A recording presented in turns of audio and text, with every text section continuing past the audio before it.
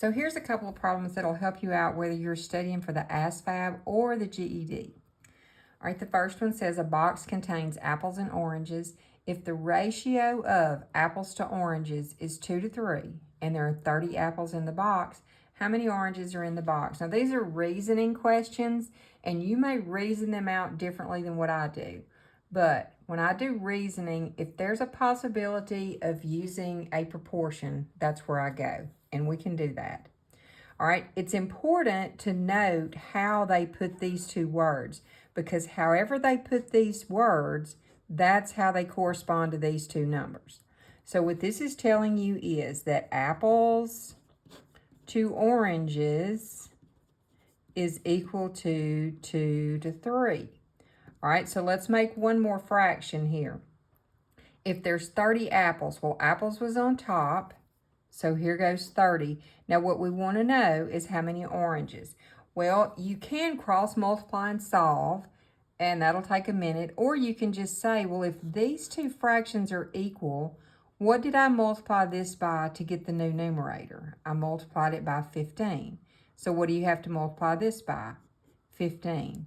So that tells you that there are 45 oranges in the box. All right, now let's look at this one. On a map, 3/4 of an inch represents 1 mile. How many miles are represented by 1 3/4 inches? All right, this is a scale problem, like building a dollhouse, or, there's a lot of different ways to present this. This is a perfect proportion problem, because what you have here is 3/4 of an inch represents 1 mile, and 1 3/4 of an inch represents how many miles? So now it would be easier here to cross multiply and solve. You can solve it any way you want to. So what I'm going to do is cross multiply. That's going to give me 3/4 x is equal to, all right, 1 times 1 3/4 is 1 3/4. Now because of these fractions, this one's a little, intense to solve, but it's not impossible. All right, here's your variable. What's attached to your variable? The 3/4, so that's what you need to get rid of. How do you get rid of that?